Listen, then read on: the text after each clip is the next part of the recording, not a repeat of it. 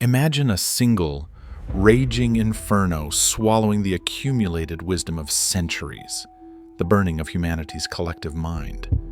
What if the greatest minds of antiquity, from Aristotle to Euclid, vanished in flames, leaving humanity groping in intellectual darkness?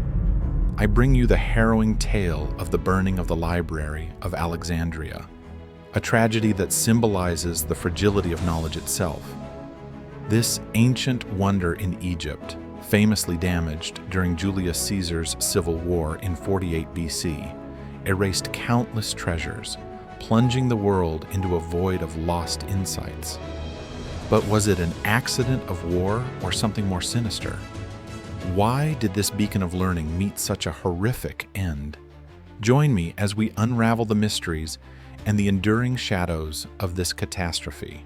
Stay tuned to uncover the brutal truths, and if you're hooked on these dark dives into history, hit that subscribe button now. Let me set the scene in ancient Egypt, where Alexandria rose as a glittering jewel under the Ptolemaic dynasty. Founded by Alexander the Great in 331 BC, it became the heart of Hellenistic culture. The Ptolemies, obsessed with prestige, envisioned the Great Library around 300 BC as part of the Mauseon, a temple to the Muses. Picture a sprawling complex in the royal quarter, filled with colonnaded halls where up to 700,000 scrolls might have been stored.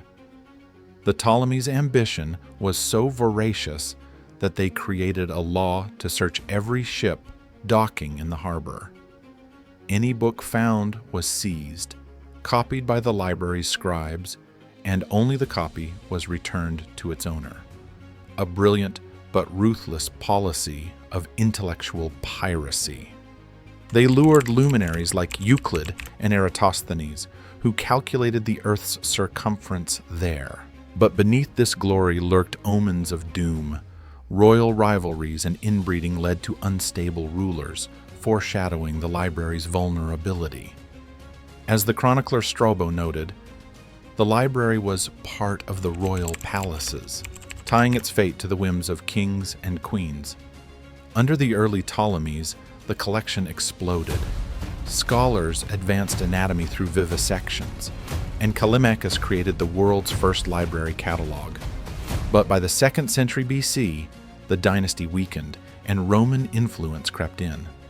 Enter Cleopatra VII, the last Ptolemaic ruler, whose scandalous alliance with Julius Caesar in 48 BC sparked a civil war against her brother, Ptolemy XIII. And here, history fractures into conflicting accounts. The question is not if a fire happened, but what exactly burned. As Caesar's forces were besieged in Alexandria, he ordered his own ships in the harbor to be set on fire to thwart the enemy fleet. According to Plutarch, the fire spread from the docks and destroyed the great library.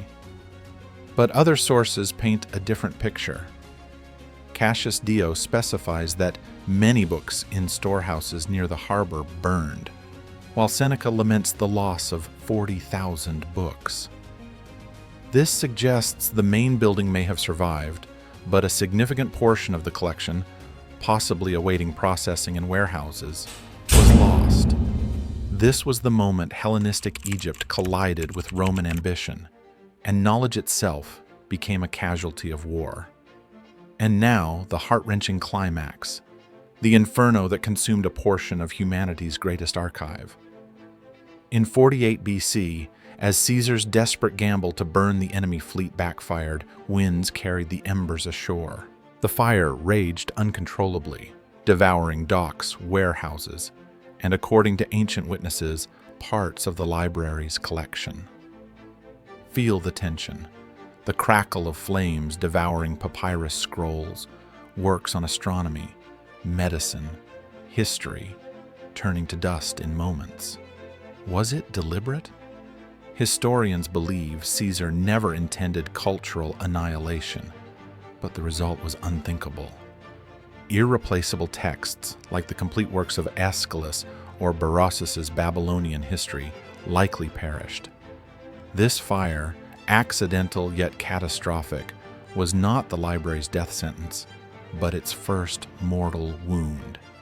It was the beginning of the end, a devastating blow from which the great institution would never fully recover, leaving it vulnerable to the centuries of conflict and neglect that would follow.